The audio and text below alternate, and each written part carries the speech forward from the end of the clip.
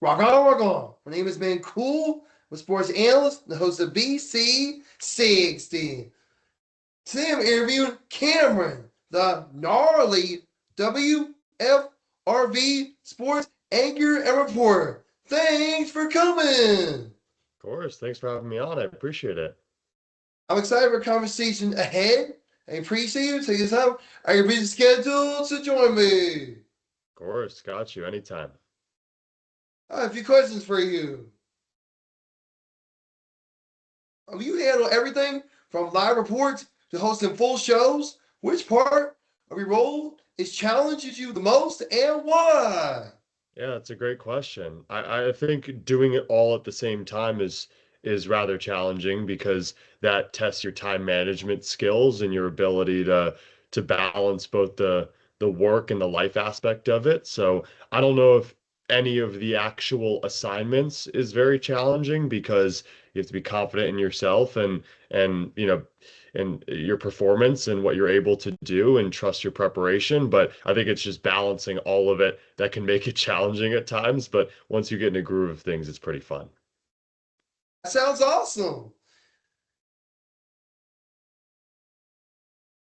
And how do you how have you worked to improve or grow in the area over time?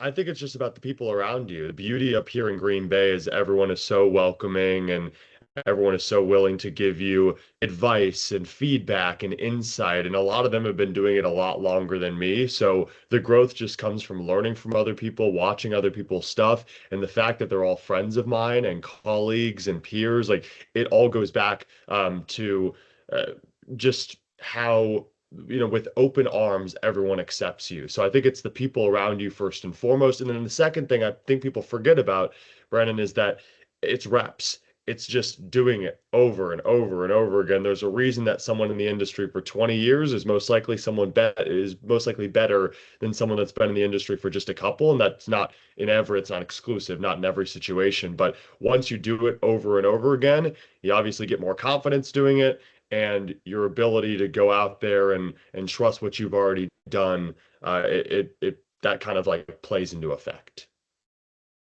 Gnarly. And practice makes perfect. Very true. What has been the most memorable moments covering sports in Wisconsin so far? Ooh, in Wisconsin. The NFL draft actually just passed here in 2026, and it was in Green Bay last year. Now, the first day, I had the opportunity to be a big part of our 7 hour live show.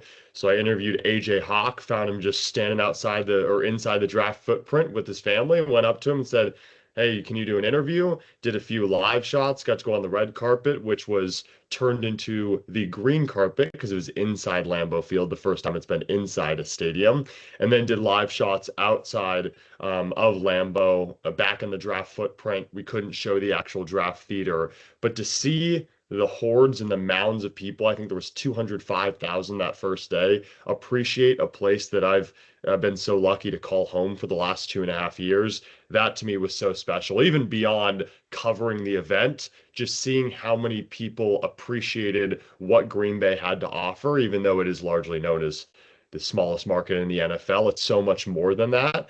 And to see people bask in the history was really, really cool. Rock on. That seems pretty cool. Yeah.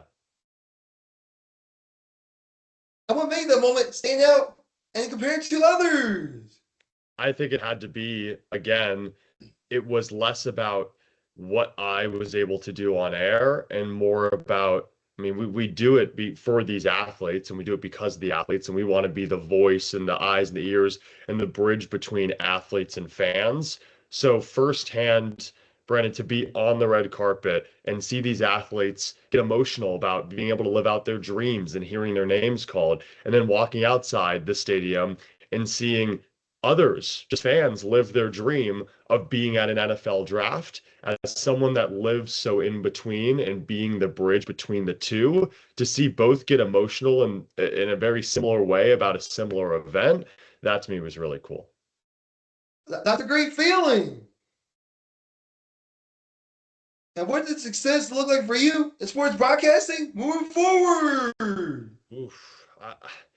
So coming out of college, you always think, network and getting to that highest level, whatever that might look like to anyone, because it changes so much as life goes on, and you don't really realize that until you leave college and you're not in that bubble anymore where things aren't laid out for you because you still have to work for them, but they're easier to attain because they're right at your fingertips if you want to attain them.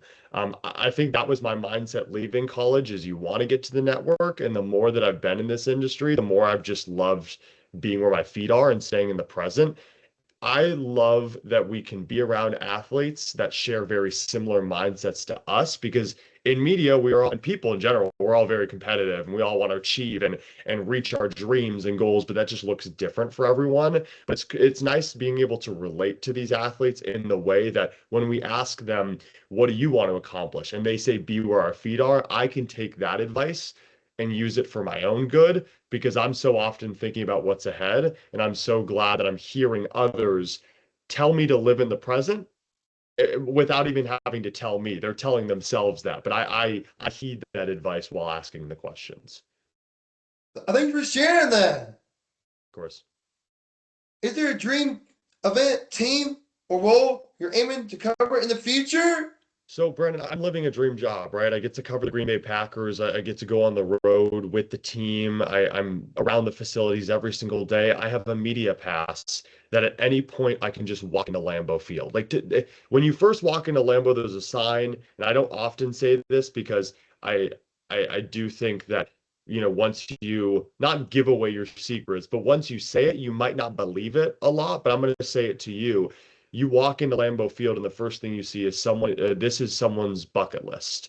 Like as you're walking into Lambeau, and sometimes you can forget that, right? Because you get to go every single day. But the fact that I can access the most historic arena ever in all of sports at any time that I want, and I get to cover a professional team at the age of 25, that does not get lost on me. So right now I'm living a dream job. And just as I told you, I want to stay where my feet are and live in the present. If I, think of a certain team that I want to cover or something different than my situation right now, I think it might be lost on me that holy crap, Brandon, like I'm living a dream job. This is so cool. So I don't know if there's a specific team or situation that I'd want to be in because I'm in such an amazing situation right now. I want to cover the Charlotte Hornets. Ooh, good team to cover. They got Con Knipple, who's Milwaukee native. Should have won Rookie of the Year. I bet you believe that. Yes, I believe Caution won too. Yeah. Thank you so much for taking the time to sit down with me. For any of you, it was an absolute pleasure speaking to you, hear your insights, your stories, respect or inspire. We're grateful for the opportunity to learn from you. Awesome. Thanks so much, Brandon. Stay in touch. It's good talking. We're going. That's the end of my show. See you soon, everyone.